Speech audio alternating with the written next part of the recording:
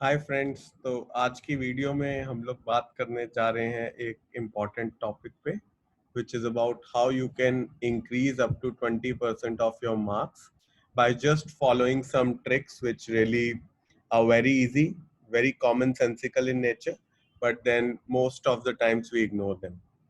आप सभी ने देखा होगा आपके फ्रेंड सर्कल्स में there will be some kids जो पढ़ते तो कम है बट मार्क्स हमेशा आपसे ज्यादा लाते हैं या काफियों से ज्यादा लाते हैं। एंड उसका अगर मैं आपको रीजन दूं तो इट इज प्रीटी सिंपल। आपके मार्क्स के लिए पढ़ाई करना, एग्जाम के लिए पढ़ाई करना और एग्जाम्स देना, these are two sides of same coin but these are two different sides. ये दोनों सेम नहीं है। होता क्या है, हम में से most of us we are only focused on preparing for the exam, but what do you do to ensure that you succeed in exams is a different preparation which most of us ignore. हम लोग पढ़ने में लगे रहेंगे, वही chapter revise करने में लगे रहेंगे, वही चीजों को बार बार देखने में लगे रहेंगे, but that is only half the preparation. The other half is we don't prepare for. The other half is what I am going to talk about today कि एग्जाम की प्रिपरेशन के लिए क्या करना है। पढ़ाई तो आप कर ही रहे हो, I am living that thing.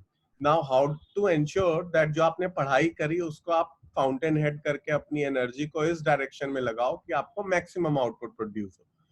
Now there are two things in which I will divide this video into. Number one, what do you do before the exam, and number two, how do you manage stress during the exam. Now before the exam often we ignore to solve last 5 years paper, last 10 years paper, previous year paper, so on and so forth.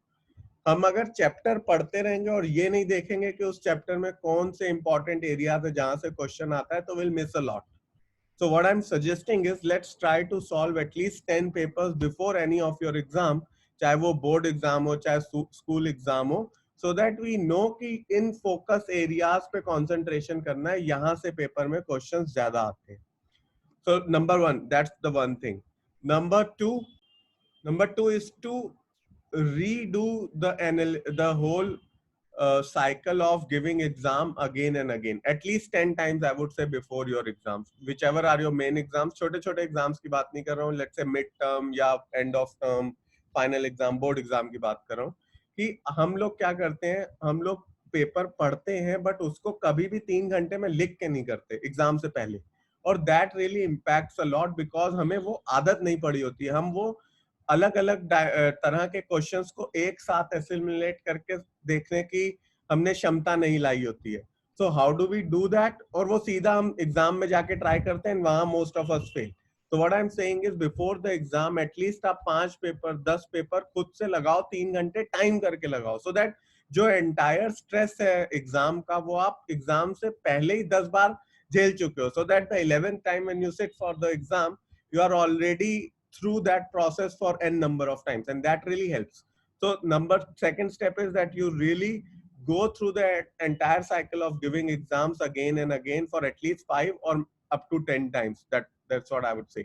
Number 3, जो बार बार repeated questions हैं उनको try करो कि एक जगह note down कर लो, because this will become your repository, जो आप इवन अपने एग्जाम के पहले या बोर्ड एग्जाम के पहले देख के जाओगे, and you will see, you'll be surprised to see almost 70% paper will be from that. And this is a tried and tested formula coming from the really toppers, and that's something which you should follow. Now, 3 rules which we should be following before the exams. Now let's come to the rules which we should be following during the exams. During the exam, number 1, carry a watch. Manage your time properly. कई बार हम लोग को time का अंदाजा ही नहीं होता और हम लोग एकदम नॉर्मली पेपर लिखते हैं और एंड में पता चलता है we are short of time. Every section should be divided into certain time limits, और उसी के अंदर उस सेक्शन को करना है. आपका पेपर अगर 3 घंटे का है, आपको 2.5 घंटे में पेपर खत्म करना है, 2.5 घंटे या 2 hours 40 minutes मैक्स, जिससे कि 20 minutes रिवीजन के लिए रखें, which is very much important, especially in papers like math, science, wherein a revision is very much required. या अगर आपका पेपर 2.5 घंटे का है, लेट्स से आईसीएससी, तो आप ट्राई करो कि सेक्शन ए आप 1 घंटे में करो, सेक्शन बी आप 1 घंटे 10 मिनट में करो, so that you have 20 minutes to again revise the paper and go through it properly. You are provided with 15 minutes of study time for your paper or reading time for your paper. Make full use of that time.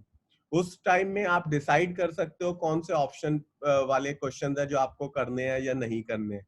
MCQs 20 आते हैं in case of CBSE. You can decide and even in mentally try to calculate and solve some of those questions in that 10 minutes or 15 minutes of reading time. Read the questions very properly. Make sure कि उनमें जो छोटी छोटी sentences हैं जो full stop के बाद लिखे होते हैं या अगले पेज पे होते हैं, most of the time we just don't see and in the stress of exam pass through और वो marks जो अपने deduct हो जाते हैं, we can use this time to make sure that we don't do that. ICSC में we can use this 15 minutes of time to see in section B which are the questions that I would like to attempt, because choice is a problem in exams. It's always better if you don't have any choice because you know that's what you have to do. With choices, it's much more complex. So you decide at that time that these are the questions that I will attempt, and hence you save a lot of time by doing such activities. For CBSE, section A should be done in around 15-20 minutes, section B around 20 minutes, 25 minutes, section C 1 hour, section D 50 minutes or so. So when you follow these guidelines, you actually end up finishing your paper in 2 hours 40 minutes. Or these should be followed till the dot. अगर section A से आप start कर रहे हो paper and by chance आपका complete नहीं हो पा रहा 10-20 मिनट में, whatever you have set for yourself, move on to the next question. Don't waste any time on any question sitting and just thinking कि आ नहीं रहा ये वो.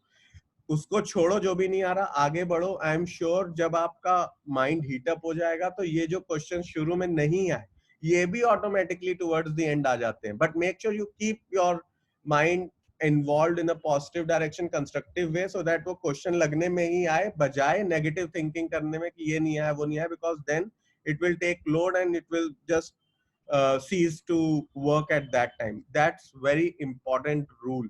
आपको जो ना है आप बढ़ते जाओ आगे. Just keep moving, just keep moving, because eventually you do have 20 minutes to in the end to go through again these questions जो शुरू में नहीं आए and to make sure that वो आ जाए. Now point number 2, representation.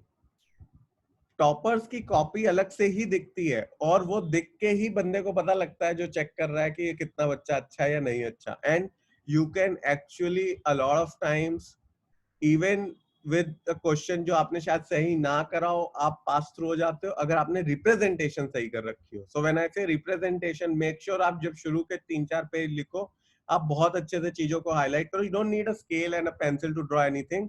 आप जैसे ही answer निकालो आपने पेंसिल से फटाक से स्क्वायर ब्रैकेट बना दिया आंसर के अराउंड. सो जब भी क्वेश्चन खत्म हुआ एक लाइन पेंसिल से ही मार दी. Don't need a ruler to draw these lines and all.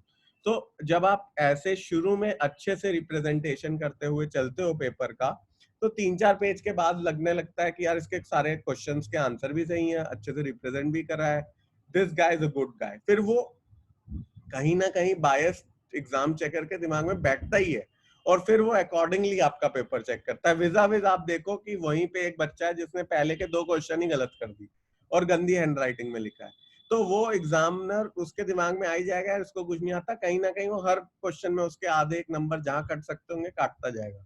So make sure आपकी रिप्रेजेंटेशन अच्छी हो, सुंदर पेपर, साफ पेपर. शुरू के 4-5 पेजेस के लिए मैं बोल रहा हूँ. Once that perception is formed, even उसके बाद आप घसीटे भी मारोगे it will still function. But शुरू का कुछ हद तक paper 20-30% of paper should be neat and clean, so that आदमी का आपके साथ एक अटैचमेंट हो जाए आपके पेपर के साथ एंड देन ही फील्स कि यार इसको तो मार्क्स मिलने चाहिए. That's very important. मेरे कई फ्रेंड्स ऐसे थे जिन्होंने मेरे से काफी कम पढ़ते थे बट चाहे वो स्कूल हो एग्जाम्स, स्कूल के एग्जाम्स हो या बोर्ड के एग्जाम्स हो या कॉलेज के एग्जाम्स हो, they always used to score very well because they knew the art of representation in exams, and that's really important for us. Keep yourself calm, that's the third rule. Exam में कई बार मैंने बच्चों को non performance करते हुए देखा है because they get stressed up कि यार ये नहीं होगा वो नहीं होगा. इतना स्ट्रेस लेंगे कि एग्जाम में ऑटोमेटिकली दिमाग नेगेटिव ही सोचने लग जाएगा, पॉजिटिव डायरेक्शन में सोचेगा नहीं. We have already done, if you follow my steps, one step that we have done this exercise again and again जो pre exam प्रिपरेशन में मैंने बताया, अगर वो आप करते हो तो वो आपको स्ट्रेस रिलीज कराता है. नंबर 2, जो क्वेश्चन ना है छोड़ दो आगे बढ़ो, वो स्ट्रेस रिलीज कराता है. And number 3, how do you do this? You keep telling yourself that everything is in control and you can easily succeed. Set that expectation in your mind and tell your mind and body and heart and soul that you are in control, you are in control, you are in control. It will start believing that. And when it does start believing in you, तो ये जो डर के कारण जो fumbling होती है, जो कैलकुलेशन मिस्टेक्स होती हैं, जो चीजें दिमाग से निकल जाती हैं, ये कहीं ना कहीं हट जाएंगी. और जैसे ही ये हटेंगी, you will be the one who will come out as a winner, because कोई नेगेटिविटी आप अपने एग्जाम में कैरी नहीं कर रहे होगे, and the result will be full on full marks. That's what I can say. If you follow these rules to the dot, I'm sure at least 20-30% of your marks will increase. अगर आपको ये video पसंद आई तो please do like, subscribe and comment, and do follow these steps. I believe this can really help you. And thanks for watching. Do share so that others can also learn. Thanks so much.